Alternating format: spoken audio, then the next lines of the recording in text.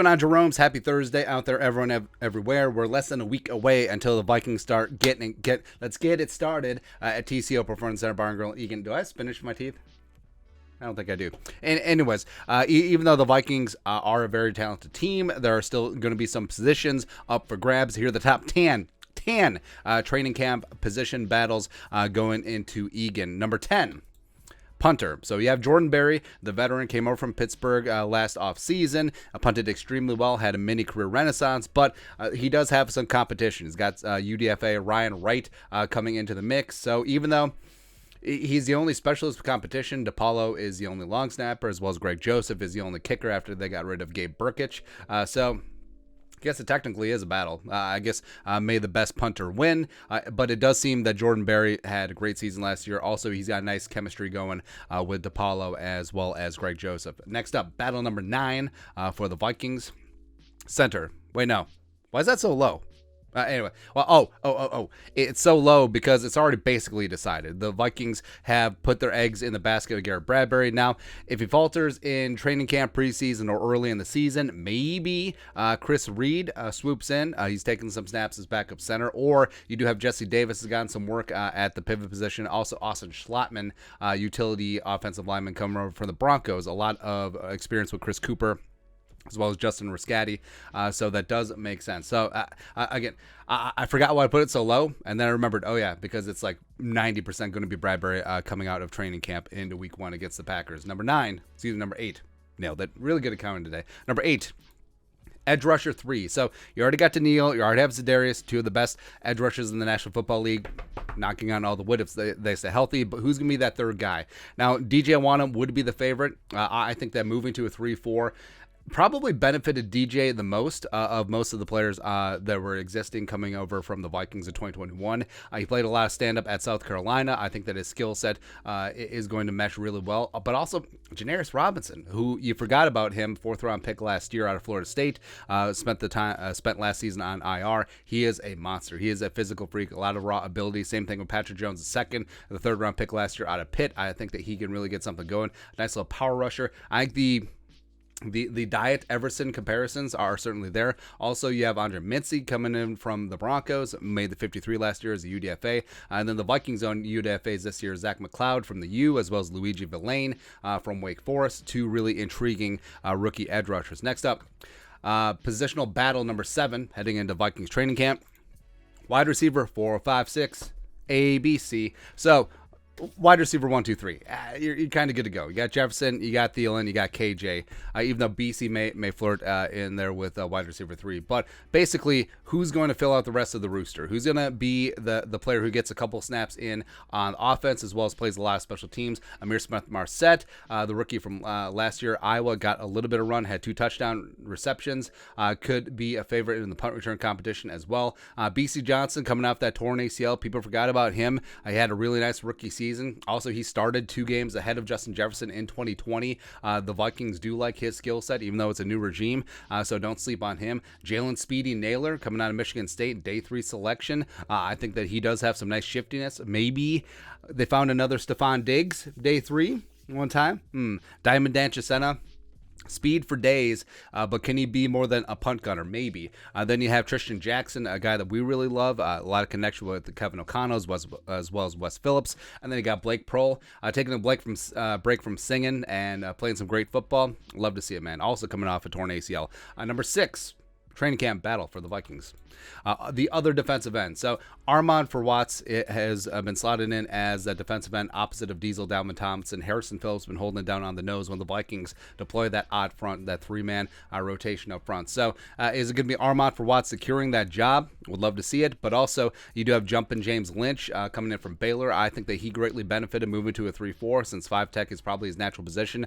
Jalen Twyman, who the Vikings are still going to play some 4-man front, and Twyman is a true blue 3-tech, but I think that he could get going as a 5-tech as well. Jonathan Bullard, former high draft pick, day 2 draft pick by the Chicago Bears. Can he start panning out some of that potential that he showed coming out of Florida? Usezi Utamehu coming in as a day 3 selection, round 5 from the Minnesota Golden Gophers. Selfless team first player. I think that he has a chance to rise up, be a rotational guy, as well as he certainly benefited from the Vikings scheme change. Next up, positional battle number 5 for the Vikings heading into training camp.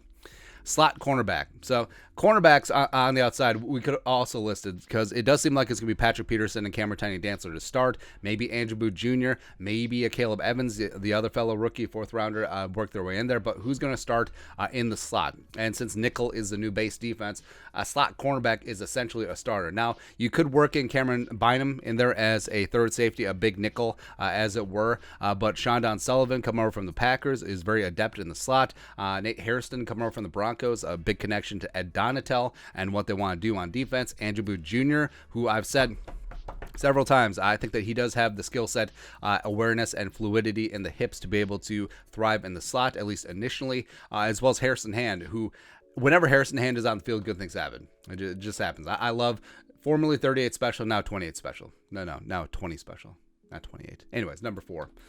Quarterback 2.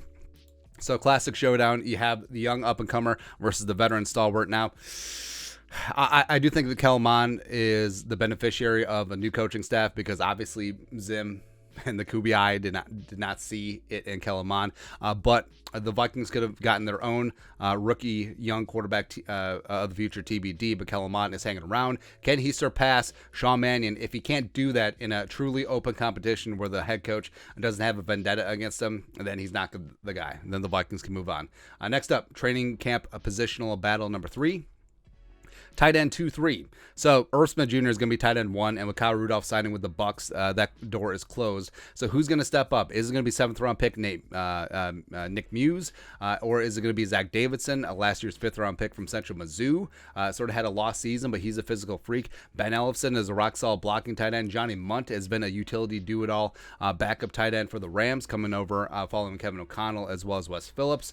Does he have an inside edge since, of course, Wes Phillips coached the tight ends with the Rams? Possibly. I think the backup tight end spot is one of the more intriguing battles because even though the Vikings are going to play a lot more 11 personnel, you still need multiple tight ends when you're playing in goal line or if you're kicking field goals, etc.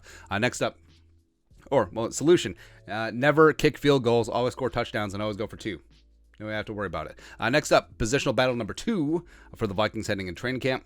Punt returner. So ISM, Jalen Naylor, KJ Osborne is going to be in the mix as well, even though KJ is wide receiver 3, probably don't want him out there. I do think it's probably going to come down to ISM or Jalen Naylor.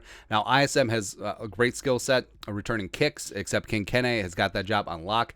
Now, can he return punts? It's a different skill set. He never returned punts at Iowa.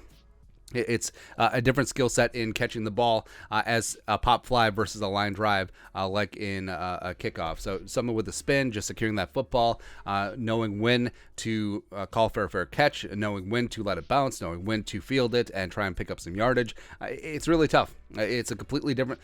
A lot of people say, well, have Kene and Wangu just return punts. Well, it's not quite that easy. It isn't. Or just have Cordero return punts. It's not the thing. So that's why I really respect return specialists like a Devin Hester who return both kicks and punts because, again, it's not easy to do both. But I do think it's going to come down to ISM and Jalen Naylor. Lastly, positional battle number 1 for the Vikings. We know. Right guard. Right, man. So is it going to be Chris Reed? I think he does have the inside track, although he's split first-team reps at mandatory minicamp with Jesse Davis coming in from the Dolphins.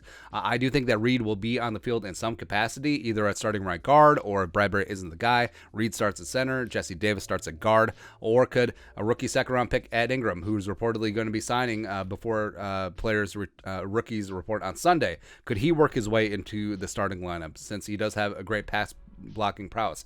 Can last year's third-round pick, Wyatt Davis, no matter what, finally get off the schneid with a new coaching staff, fresh start? Can he work his way in and start panning out some potential? It's possible. Either way, the cupboard is not bare, but the Vikings just need to find that combination of the best 5 offensive linemen up front. But there is talent there, and they just have to figure out who it's going to be. How's it going to be when the offensive line don't know me anymore? Anyways, that's it. That's our top 10 training camp battles. What positional battles would you add? What would you put up at the top? Let us know in the comment section below. Subscribe for daily Vikings takes. Want to support the work? Put a little something in the Venmo. But till next time, Skull Production Value.